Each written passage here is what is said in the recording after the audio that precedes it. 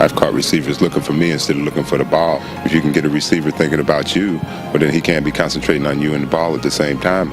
Consequently, sometimes he may drop a few. Football is a contact sport. And throughout the NFL history, there's been a bunch of hard hitters, legendary hard hitters. Ronnie Lott, Dick Butkus, Dick Night Train Lane, and Lawrence Taylor.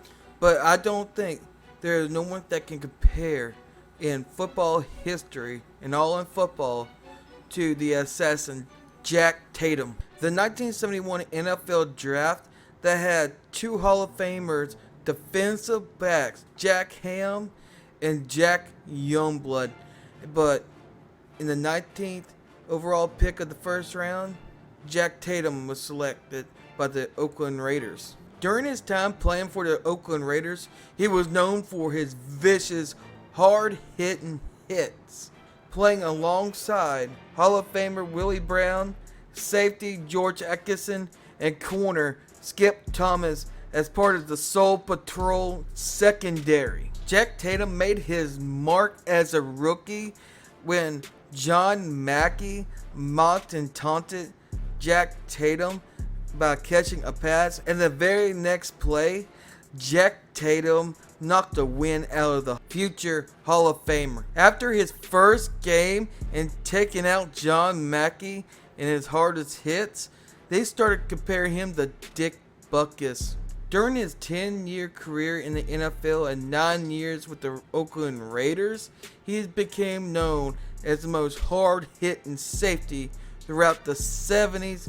In 1977 and Super Bowl 11, Jack Tatum knocked the headgear off of wide receiver Sammy White, but he held on to the ball, but he was laid on the ground for a few moments. While the Raiders won the Super Bowl in a blowout victory, 32-14, beating the Minnesota Vikings.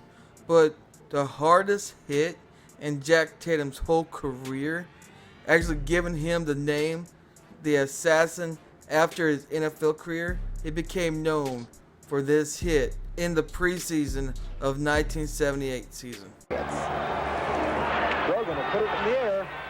Oh, the intended receiver is Darryl Stingley. The man he ran into is Jack Tatum, and Stingley is down. This hit made Darryl Stingley paralyzed, making Jack Tatum the most hated man in the NFL, making him a villain. Jack Tatum never apologized to Darryl Stingley, and he even had comments of saying it's unrealistic, talking about how this sport is a violent sport, and so it was going to happen when you play this sport. He also never visited him in the hospital, even though those are rumors that Jack Tatum tried to go into the hospital, but Stingley's family turned him around and turned him down, and that John Madden was there. After this game, he didn't really play the same. According to John Madden, it ate away at him.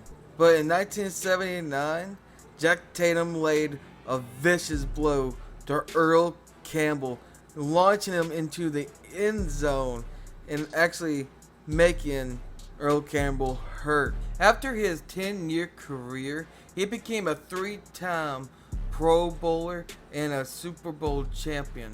He became the hardest hitting safety in the NFL history of all time, and maybe even the hardest hitter of the whole NFL history of all time. After the release of Jack Tatum's autobiography, he was given the name The Assassin. He was never called The Assassin in his whole NFL career till the autobiography came out. Told by John Madden, the story is that he's a high school All-American, and he recruited to Ohio State as a hitter. He's praised to be a hitter, and he plays at Ohio State, and he's an All-American because he's a hitter.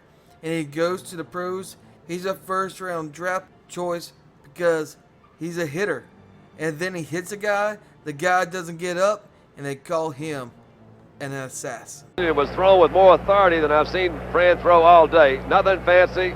Atkinson's letting him go to the inside. He catches the ball. Watch this. 26 goes wham. Skip Thomas. Wham. 32. Tatum. Off goes the headgear.